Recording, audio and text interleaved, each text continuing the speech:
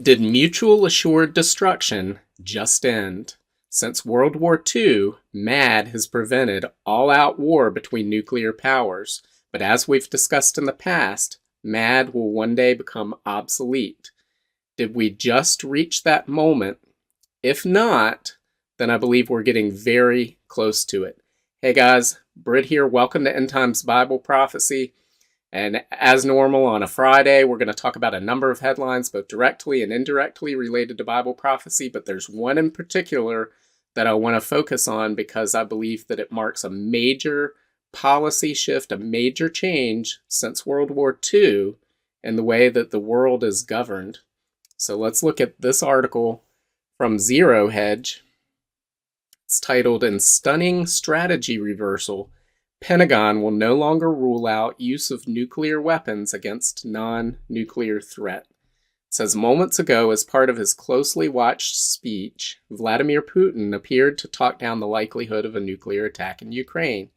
And it has this headline, Putin, no political or military reason for a nuke strike in Ukraine. And it says, which, however, is more than can be said about the United States. As Bloomberg just reported, the Pentagon's new national defense strategy rejects limits on using nuclear weapons long championed by arms control advocates, and in the not-too-distant past by President Joe Biden, citing burgeoning threats from Russia and China. By the 2030s, the United States will, for the first time in its history, face two major nuclear powers as strategic competitors and potential adversaries, the Defense Department said, in the long-awaited document issued Thursday. In response, the U.S. will maintain a very high bar for nuclear employment without ruling out using the weapons in retaliation to a non-nuclear strategic threat to the homeland, U.S. forces abroad, or allies. So I would ask, what is this non-nuclear strategic threat? There could be a whole host of different answers, as to what this is, but this is something that's coming on the scene. Now, when I first read this article, my first thoughts when I first saw the headline, I thought, well, this is posturing by the United States trying to send a message, or maybe a message of ambiguity to Russia over the possible use of nuclear weapons in Ukraine. So they're trying to muddy the waters and keep Putin guessing as to what our response would be if he did that. Then I read down and I see that that's not the case at all. This has nothing to do with the use of nuclear weapons, and as we'll read later, it has nothing to do with the war in Ukraine, because all of this was established before the war in Ukraine started. Again, it says, using weapons in retaliation to a non-nuclear strategic threat. So what could those threats be? We've talked about some of those in the past, and I think that's what this is referring to, and we'll go into that in just a few minutes. But as we read down, we see, it says, and yet another stark reversal for the White House. In his 2020 presidential campaign, Biden had pledged to declare the U.S. nuclear arsenal should be only used to deter or retaliate against nuclear attack. However, something has happened. It says this has just been reversed as the threat environment, this is a quote, the threat environment has changed dramatically since then. Well, what has changed dramatically since then? Well, we may say the war in Ukraine, but when we read down later, we find that this policy was developed before the war in Ukraine. So that is not what's going on here. So let's read on. It says, in a stunning move, the Biden administration reviewed its nuclear policy and concluded that no first use, so that means we would not be the first to use nuclear weapons, we would not preemptively strike, and sole purpose, which is saying if A happens, then our response will be B. So it's this one-off sole purpose use where we've clearly conveyed this is when we will use nuclear weapons. It says that no first use and sole purpose policies would, quote, result in an unacceptable level of risk in light of the range of non-nuclear capabilities being developed and fielded by competitors that could inflict strategic level damage to the US and its allies. So again, what are these non-nuclear threats that are such a threat that it would change long-standing US nuclear policy? There's a whole bunch of different ideas we could come up with. Is it striking satellites, taking down US communications, US infrastructure? Is it, hypersonic missiles, which if we go back to this article, they mention that right out here. It says the nuclear strategy document doesn't spell out what nuclear threats could produce a US nuclear response, but current threats include hypersonic weapons possessed by Russia and China, for which the US doesn't yet have a proven defense. Now, I take exception with this particular paragraph. If you disagree, leave your comments below. Let me know why I'm wrong about this. But, the US, yes, we don't have a proven defense against hypersonic missiles and in a way that we're going to intercept those missiles. But we never had a proven defense regarding conventional missiles and these pre-hypersonic missiles either. We certainly had missile defense systems that we deployed and we hoped would, secure the US homeland against nuclear missiles. But that's not fully the case because they're not 100% effective. B, you could have things like cargo ships come into a port and they're disguised to look like they're carrying a bunch of, cargo from China or somewhere else. And in reality, they have missiles and they launch those and we don't have time to respond. You could sneak nuclear weapons into the US borders and set them off. There's a whole host of other ways that you could detonate nuclear weapons in the United States without having to use hypersonic weapons. And again, these hypersonic weapons, let's say that Russia launched 100 hypersonic missiles armed with nuclear warheads at the United States and destroyed the United States before we could respond. Well, that assumes that our only response comes from land based within the United States, and it disregards the nuclear-armed submarines that we have in the oceans around the world that could strike from anywhere at any given time. So hypersonic missiles do not overturn the doctrine of mutual assured destruction. And we could look at, okay, well, what about an EMP or attacks on satellites, US infrastructure, all these different things that could happen, cyber attacks? None of those things are new, and so why all of a sudden are we changing this policy that's been in place for such a long time? Because it goes on and it says here in the document, which was framed well before the invasion. So again, releasing this or putting out this article at this time might have something to do with posturing in regard to Russia, Ukraine, and trying to send a message to our adversaries. But this was all framed well before the invasion. As we read down, we read this. It says, our current system is too slow and too focused on acquiring systems not designed to address the most critical challenges we now face, the Pentagon said. It called for more open systems that can rapidly incorporate cutting-edge technology while reducing problems of obsolescence and high cost. And I think that's the whole key paragraph. What do we usually say? The lead is buried at the bottom of the story. In this case, that's true. So here they're talking about cutting-edge technology.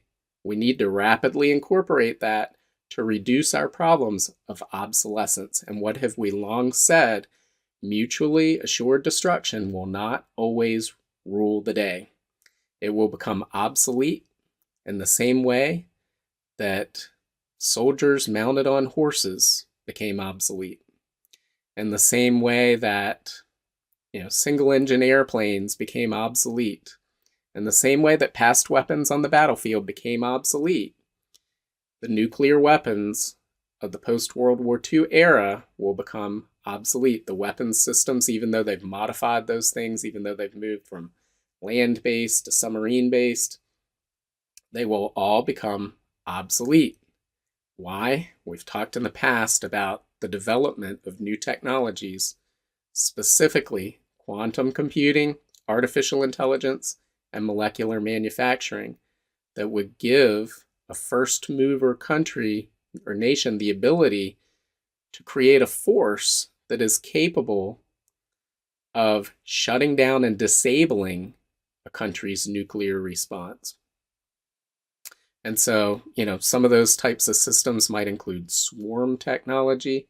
And again, artificial intelligence would help you to rapidly incorporate cutting edge technology as it goes through the development and simulations and creates what is the next generation, because we live in a world of exponential change, especially on the technological frontier. And so you can't just sit on what you have. It's going to become obsolete.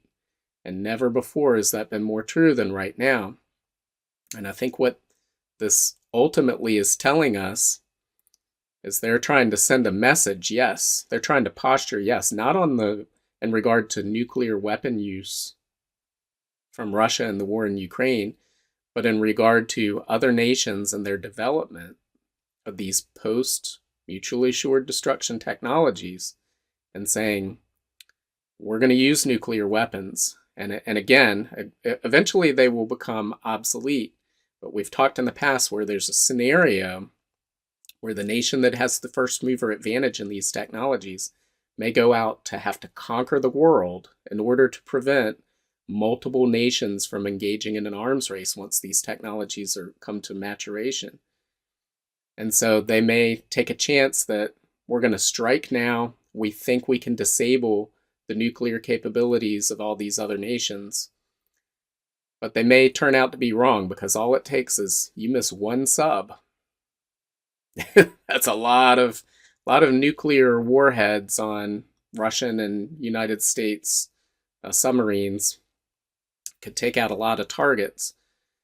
So, there's still a strategy here for a country that still is reliant on nuclear technology instead of these post-MAD technologies to try to threaten the other side and say we will use these, and try to create ambiguity and cloud. What do we really have? What would we really do? What would our reaction be?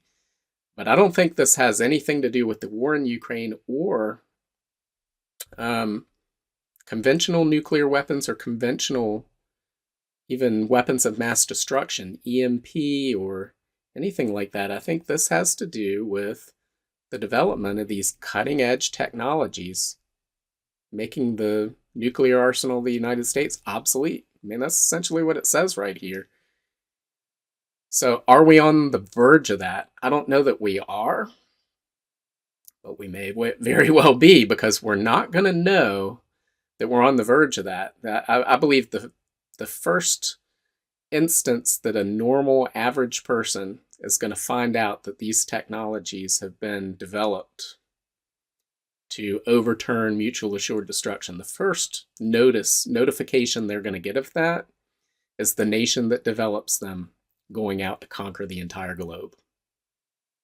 So we're not going to know we're to that point until that time happens. And I believe once that happens, if it hasn't happened already, once that happens, we'll be at Revelation chapter 6, and Christians won't be here to witness that.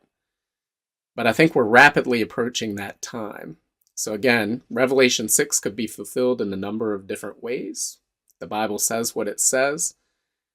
But if it's not fulfilled before these technologies come into being and overturn the doctrine of mutual assured destruction and make it so that a preemptive first strike won't result in victory, then the country that develops these technologies will use those technologies, regardless of their motives. They will use those technologies to conquer the globe and prevent a devastating arms race that would wipe out humanity.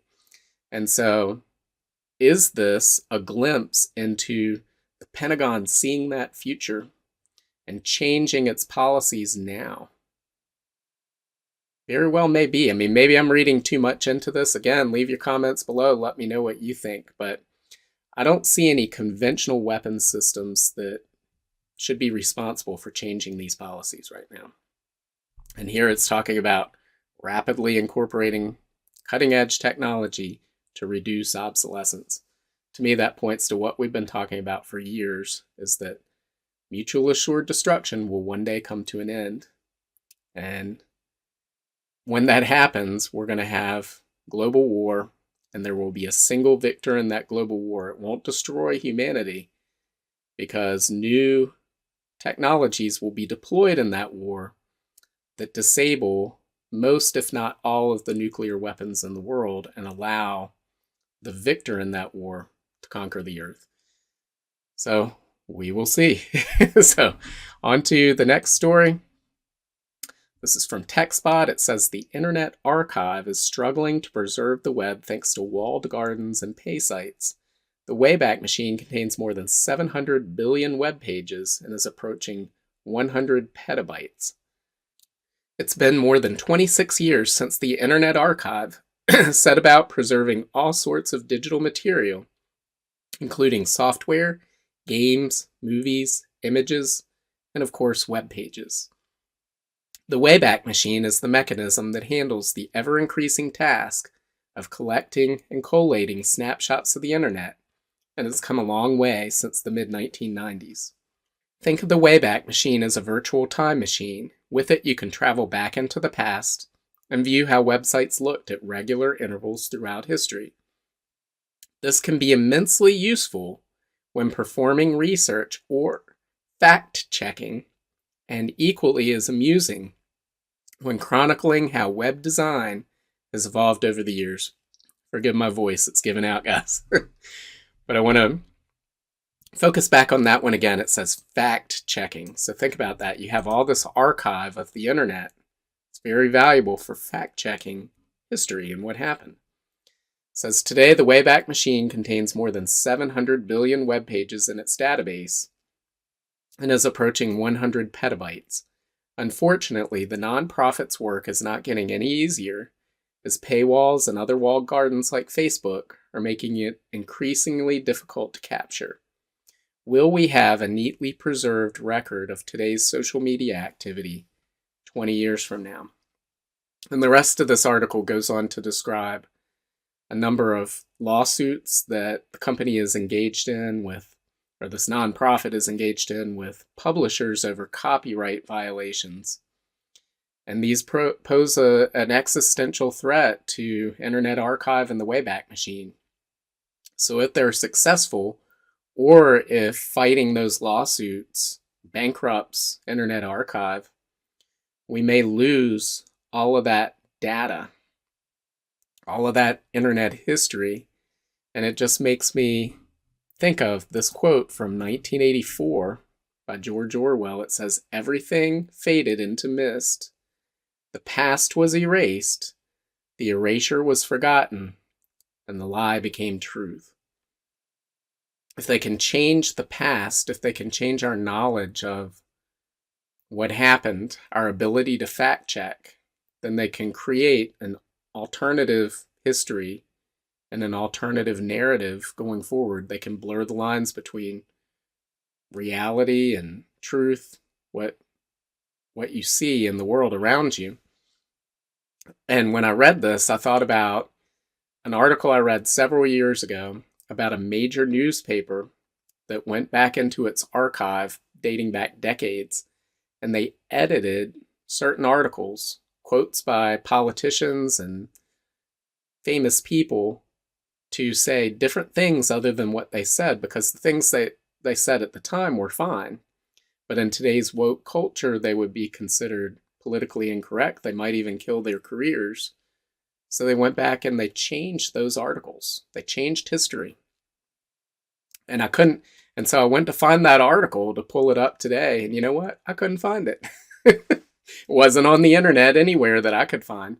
So if you know what I'm talking about, post that article in the comments below and I'll bring it up in a future video. But I'm not dreaming this. I know that it happened. I just can't find the evidence that it happened. And so I can't say the major newspaper without having that article in hand to show that I'm not making this up or that I didn't dream it. But again, I searched for it, couldn't find it, which may be a case of history being erased and replaced with a whole new narrative. And that's a scary future because that's a totalitarian future. And we're seeing with all this big tech censorship, everything that's going on, that's where we're headed. We're headed into a world like that. On that note, we had this article from the Daily Mail. It says, NYPD reveals 25 victims have been shoved in front of subway cars so far this year, with 2 months still to go. 2 victims killed while 20 narrowly avoided death. Read on, it says 25 people have been shoved onto the subway tracks in New York City so far in 2022, killing at least 2, while others narrowly avoided death. As of October 16th, the NYPD had recorded 22 subway shovings this year. Since that date, so this is 6 days later, 3 more New Yorkers have been tossed to the tracks, one of them fatally, pushing the total well above the 21, which occurred all of last year. And it's amazing because the 21 last year, I didn't even hear about that. That's how cold our world has become and desensitized to these types of things. And that goes on, it talks about some of these instances. It says, the latest shoving took place just last Sunday at the 149th Street Grand Concourse station in the Bronx at about 9:45 p.m. on October 23rd. Ronald Baptiste, a 62-year-old grandfather, was waiting on the platform while on his way to work when Deshaun Smith, 21, allegedly punched him in the back of the head without warning. Police said Smith then shoved Baptiste onto the tracks and fled. Baptiste was able to pull himself off the tracks before a train arrived. Upon his arrest, Smith claimed he was defending himself against Baptiste, who he said had insulted him. So even if that's true, somebody insults you and you just throw them onto the subway tracks. Baptiste insisted he had been minding his own business and that the attack was completely random. So why do I bring up this story? What does this have to do with Bible prophecy? Well, the specific instance of what's happening in New York may not have anything to do with it, but I believe that we're seeing this type of behavior, this type of just desensitization to violence and human life, disregard for human life. We're seeing it all over the planet. It's not just New York. It's every major city. It's every country in the world. We're seeing it everywhere, and I believe that is a general sign of the times in which we live. I want to turn to this Bible verse. This is Jesus speaking. It's Matthew 24, verses 37 through 39. He said, when the Son of Man returns, it will be like it was in Noah's day. In those days before the flood, the people were enjoying banquets and parties and weddings right up until the time Noah entered his boat. People didn't realize what was going to happen until the flood came and swept them all away. That is the way it will be when the Son of Man comes. So we live in the season of the Lord's return, and Jesus says that right before that, the world will be like it was in Noah's day. So what was that world like? Well, Genesis 6:5 tells us. It says, the Lord observed the extent of human wickedness on the earth, and he saw that everything they thought or imagined was consistently and totally evil. So I have no way of being in the thoughts of people to know that everyone on the face of the earth is constantly imagining and thinking of total evil. I can tell you what, I think we're getting pretty close to it, is my guess. I mean, just stories like this where people just get thrown onto the subway tracks. And then really, this is the first I had heard of it, which I can't imagine 100 years ago, this wouldn't have been the news that everybody was talking about. We definitely live in a different world today than we have in the past. And I want to turn to this verse from 2 Timothy chapter 3, verses 1 through 4. It says, you should know this, Timothy, that in the last days there will be very difficult times, for people will love only themselves and their money. Sound familiar? They will be boastful and proud, scoffing at God, disobedient to their parents, and ungrateful. They will consider nothing sacred, such as human life, and just, throwing people onto subway tracks. They'll be unloving and unforgiving, such as, hey, somebody insulted me, I'm going to throw them on the subway track. They'll slander others and have no self-control, such as throwing people on subway tracks. They'll be cruel and hate what is good. They will betray their friends, be reckless, be puffed up with pride, and love pleasure rather than God. Now, I know throughout history, there have been people that exhibited these characteristics at any point in history. But I believe this describes our world today, unfortunately. In many parts, you see this everywhere, all around us. You see these characteristics exhibited in ways that we've never seen them exhibited before. And I don't think that that's by coincidence, because we know from Jesus telling us in Matthew 24, Mark 13, Luke 21, that when you see all of the signs he and the prophets said to look for converging, you know that his return is near. And he said, when my return is near, it will be as it was in the days of Noah. So we know we live in the season of the Lord's return. And so this is just another indication that that's the case, that that's true. And so, again, guys, I know this all sounds like bad news, nuclear war, and people getting thrown onto subway tracks. But the good news is that while we were sinners, Jesus died on the cross, spilled his blood so that we could have eternal life, so that we would be forgiven. And the great news is Jesus is coming back, guys. We live in the season of the Lord's return. It's not but so much longer. I don't know how much longer till he comes back, but we have a promise from Jesus that when we see all these signs converge, he's right at the door. So we know he's right at the door because our generation is the first to see all these signs converge. So that should be your hope. That should be where you should be. Focusing your eyes and attention right now is not on all the bad news of the world, but on the good news. So make sure to spread the good news, tell others about Jesus, that he's coming back, what he's done for them on the cross. Guys, make sure to like and share this. And God willing, I'll see you on Monday. Bye. If you want to learn more about the end times and Bible prophecy, make sure to sign up for my free monthly newsletter and get your copy of my free ebook, 7 Signs of the End Times. Just follow the link in the description to get your free book. Also, make sure to check out all of my books. Just look up Britt on Amazon, Barnes & Noble, Apple iBooks, Google Books, Kobo, or anywhere books are sold. Thanks for watching today, and until next time, keep your eyes fixed on Jesus, the author and perfecter of our faith.